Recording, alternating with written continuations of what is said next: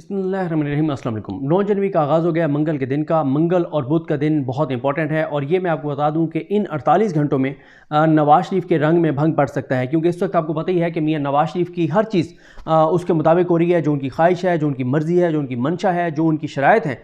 यानी जितनी भी चीज़ें इस वक्त तक पाकिस्तान के अंदर हुई हैं उसके नताइज पाकिस्तान के लिए क्या होंगे उससे उसकी किसी को फ़िक्र नहीं है। उसकी कीमत पाकिस्तान क्या अदा करेगा किसी को कोई फिक्र नहीं है। बस एक चीज़ पे पूरा निज़ाम लगा हुआ है कि ये जो सुपर लाडला है, सजा याफ्ता मुजरिम जिसको ला के बरी करवाया गया, ये राज़ी रहे, ये खुश रहे, उसके लिए सब कुछ किया जा रहा है। अब मसला यह है कि बल्ले का निशान इलेक्शन कमीशन ने पीटीआई से लिया, उसके बाद पीटीआई को बल्ले का निशान वापस मिला, उसके बाद फिर बल्ले का निशान ले लिया गया। अब आज और कल का दिन बहुत इंपॉर्टेंट है, क्योंकि आज जो है इस हवाले से पेशावर हाई कोर्ट में 2 रुकनी बेंच, डिवीजन बेंच जो है वो समाअत करने जा रहा है और 2 रुकनी बेंच जो समाअत करेगा आज उस पर देखना है कि आज केस डिसाइड होता ही नहीं होता, क्योंकि टोटल कोई ऐसा समझिए कि 96 घंटे रह गए हैं इस सारे मामले में। 96 घंटे के अंदर अंदर जो है वो अगर डिसाइड हो गया ये केस तब तो पीटीआई के पास बल्ले का निशान होगा, और अगर डिसाइड ना हुआ तो बल्ले का निशान नहीं होगा। और दूसरा अब यह है कि बुध को यानी कल के लिए भी सुप्रीम कोर्ट ने 10 जनवरी के लिए इस केस को समाअत के लिए मुकर्रर कर दिया है।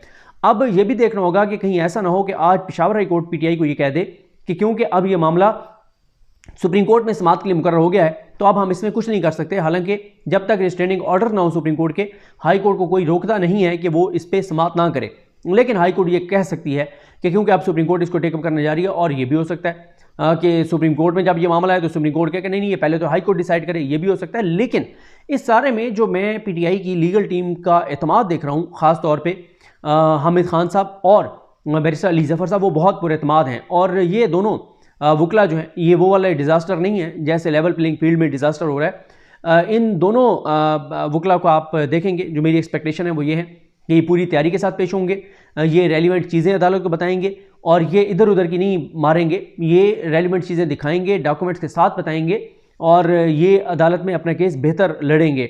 और इस वक्त इमरान खान के ये जो 2 यानी लीगल टीम के आप, क्योंकि इमरान खान को वो एक कप्तान कहा जाता है, तो ये जो लीगल टीम के उनके ये 2 खिलाड़ी हैं वो बहरहाल बहुत ही ज़्यादा पुरएतमाद हैं, बैरिस्टर अली ज़फ़र साहब और हामिद खान साहब। और मैं ये एक्सपेक्ट कर रहा हूँ इनके एतमाद के पीछे कि बड़ी खबर है, और वो यही है कि इनको पता है कि बल्ले का निशान इनको मिलना ही मिलना है और इनसे बल्ले का निशान नहीं लिया जा सकता। क्योंकि जितना भोंडा इलेक्शन कमीशन का फैसला है, जितनी बदनीयत है इलेक्शन कमीशन की, जिस तरह से इलेक्शन कमीशन ने 175 रजिस्टर्ड पॉलिटिकल पार्टीज़ में से एक ही पार्टी के इंटर पार्टी इलेक्शन को मुस्तरद किया है। दूसरा ये है कि पाकिस्तान की तारीख में पहली मरतबा हुआ है कि किसी पॉलिटिकल पार्टी से के इंटर पार्टी इलेक्शन कलअदम करके और उससे निशान लिया गया है। और तीसरा ये भी पाकिस्तान की तारीख में पहली मरतबा हुआ है कि इलेक्शन कमीशन ने किसी इतनी पॉपुलर जमात का जो है वो उनका जो इलेक्शन के लिए निशान है उसके ऊपर फैसला जो है वो 71 रोज़ तक महफूज रख के फैसला सुनाया और 20 दिन का उनको टाइम दिया कि आप इंटर पार्टी इलेक्शन कराएं। तो ये सब चीज़ें पाकिस्तान की तारीख में पहली मरतबा इलेक्शन कमीशन ने की हैं, जो बदनीयती पर मबनी है और जो एक मियां नवाज शरीफ की ख्वाहिश पूरी करने के लिए कि बल्ले का निशान ना हो, क्योंकि जो है वो बल्ले का निशान मियां साहब अफोर्ड नहीं कर सकते और इसलिए नौरीन भी रोने लग जाती है और नौरीन के सारे भाई भी रोने लग जाते हैं बल्ले के मामले पे, क्योंकि बल्ला बहुत हसास है इनके लिए और ख़तरनाक भी है। तो आज अब हाई कोर्ट इसको डिसाइड करती है या और कितने घंटे सुनती है, कल तक वहाँ जाता है, या वो सुप्रीम कोर्ट का इंतजार करते हैं और कहते हैं सुप्रीम कोर्ट जाएँ। सुप्रीम कोर्ट में मामला आता है, सुप्रीम कोर्ट को इंटरिम ऑर्डर पास कर देती है। इस हवाले से देखना होगा।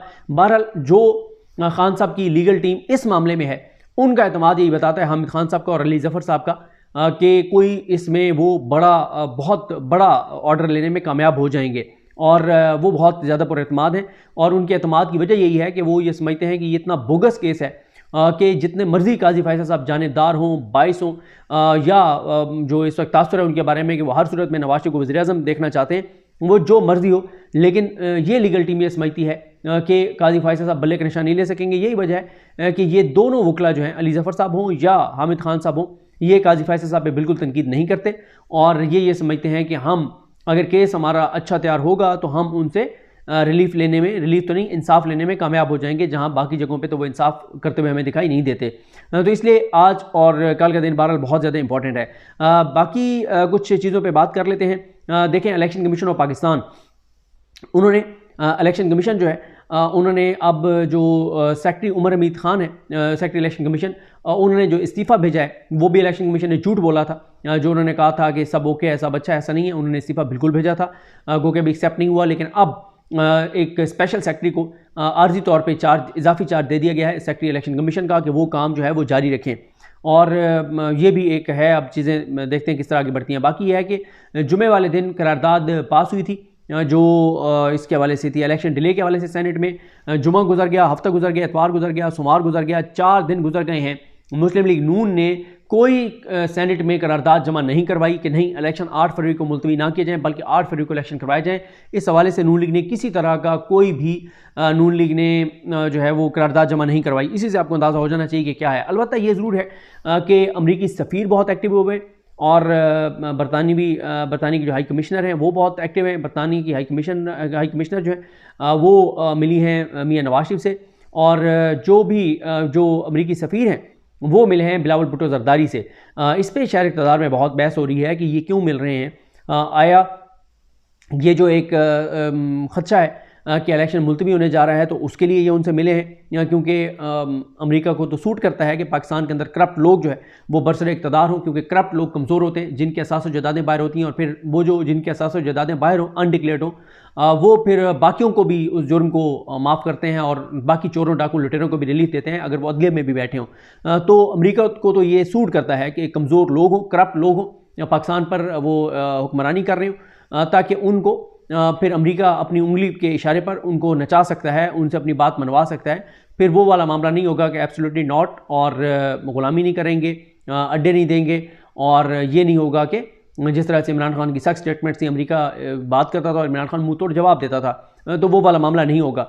तो इस पर बहरहाल शहर इक़्तिदार में बहुत डिस्कशन है कि ये एक्टिव क्यों हैं ये दोनों जो हैं, और इसकी वजूहत क्या हैं, या क्योंकि ये भी है हमारे दोस्त ज़ुबैर अली ख़ान कहते हैं कि ये पहले से शेड्यूल्ड था जो बरतानी के हाई कमिश्नर हैं उनका, लेकिन सवाल तो ये भी थे कि सुप्रीम कोर्ट से नवाज शरीफ के अहल होने के बाद ही वो उसी दिन ही मियां नवाज शरीफ को क्यों मिली हैं।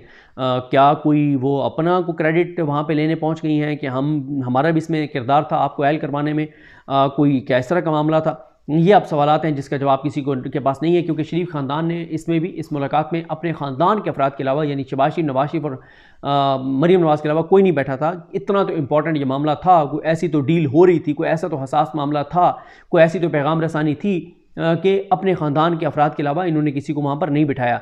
बाकी जो बात है वो एक और बड़ा सियासी सान्या हो गया। फिरदौस आशिक अमान साहिबा को अब तक की इतलात के मुताबिक इनकार हो गया कि उनको सीट एडजस्टमेंट नहीं की जा रही।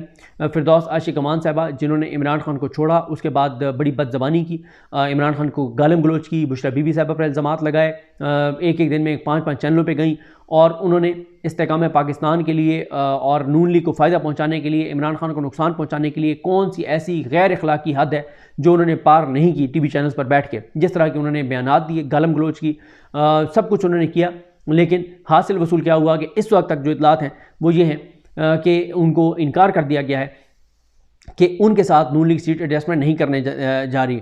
तो ये एक बड़ी इंपॉर्टेंट डेवलपमेंट है कि फिरदौस अमान साहिबा को ना जो है वो सीट देना, ये बहरहाल उनके लिए बड़ा धचका है। लेकिन ज़ाहिर है ऐसे लोग जो हैं उनकी इतनी भी वक़्त नहीं होती कि उनको इस तरह से सीटें एडजस्टमेंट में दी जाएँ। अलबत्ता ज़ोर वो पूरा लगाएंगी और डांट भी पड़वाएंगी नून लीग को। अब नून लीग उस डांट के बाद सीट एडजस्टमेंट करती है नहीं करती, ये आने वाला वक्त बताएगा। इसके अलावा जो बताया जा रहा है कि कोविड जो है वो उसका नया वेरिएंट जो है वो सर उठा रहा है, ये भी एक चीज़ है। तो करारदाद पास हुई, सेक्रेटरी इलेक्शन कमीशन ने इस्तीफ़ा दिया, अब कोरोना भी सर उठा रहा है, और अल्लाह ताला रहम करे, अल्लाह ताला जो है वो करम करे पाकिस्तान के ऊपर। तो चीज़ें तो आपके सामने ही हैं, बड़ी तेज़ से बदल रही हैं। तो अब कुछ स्टोरीज़ और हैं जो हमारे दोस्त फ़हीम अख्तर साहब ने की हैं, उनका मैंने वीलॉग तो नहीं सुना, लेकिन वो मुझे कॉल पे जो बता रहे थे कि जो बैलेट के ज़रिए जो क्या उसको कहते हैं, जो सरकारी मुलाजमीन होते हैं वो पोस्टल बैलेटिंग कहते हैं, क्या कहते हैं कि वो जो उनको बैलेट पेपर दिए जाते हैं और वो फिर वोट डाल के और पहले भेज देते हैं। उस पर फ़हीम अख्तर साहब ने ये बताया है कि इलेक्शन कमीशन जो है वो 2018 में 16 लाख वोटर थे, ये सरकारी मुलाजमीन जो इस तरह से पोस्टल बैलेट के ज़रिए वोट कास्ट करते हैं। इस बार 16 लाख से भी ज़्यादा हैं, लेकिन फ़हीम अख्तर साहब ने इंकशाफ किया है कि जब वो वोट चेक करने के लिए जो हम अपना, और आप और हम भी वो कर सकते हैं, जब हम अपना ID कार्ड भेजते हैं तो पोलिंग स्टेशन तो बताया जा रहा है, हल्का नहीं बताया जा रहा कि आपका हल्का कौन सा है। तो जब हल्का ही नहीं पता होगा इन सरकारी मुलाजमीन को कोई 2 मिलियन 20 लाख के करीब हैं, तो वो वोट कैसे कास्ट करेंगे। तो ये भी एक नई वारदात इलेक्शन कमीशन के सामने आई है। गो कि इलेक्शन कमीशन ने इस पर बड़ी भोंडी सी एक वजाहत दी है, लेकिन उस वजाहत में कोई दमखम नहीं है। तो एक के बाद एक वारदात इलेक्शन कमीशन कर रहा है। पहले 1 करोड़ ओवरसीज़ पाकिस्तानियों से वोट का हक जो है वो छीना गया, और वजह यही है कि ओवरसीज़ पाकिस्तानी जो है वो चोरों डाकू लुटेरों के साथ नहीं है, और वो बाहर रहकर और वो उन मुल्कों में जब देखते हैं तो उनका भी दिल करता है कि पाकिस्तान उसी तरह से आगे जाए जैसे दुनिया के बाकी मुल्क चले गए हैं। और उसके लिए वो यहाँ पे जिसको समझते हैं कि वो पाकिस्तान को आगे लेके जा सकता है, उसका नाम इमरान खान है। और क्योंकि वो चोरों डाकू लुटेरों को वोट नहीं डालते, तो इसलिए फिर इस निज़ाम ने हमारे ने कहा कि अच्छा फिर तुमने इन चोरों डाकू लुटेरों को सपोर्ट नहीं करना, जिसका बेनिफिशियरी है ये निज़ाम, जिसको ये निज़ाम हर सूरत में जिनको बचाना चाहता है, जिनको लाना चाहता है, तो फिर आपको वोट का हक भी नहीं होगा और उनसे वोट का हक छीन लिया गया। तो ये है सूरत हाल। बहरहाल बल्ले के लिए आज और कल का दिन इंपॉर्टेंट है। देखते हैं चीज़ें कैसे आगे बढ़ती हैं। मुझे अपनी दुआ में याद रखें। अल्लाह कीम हम सबका हमें नसरो। अल्लाह हाफ़िज़।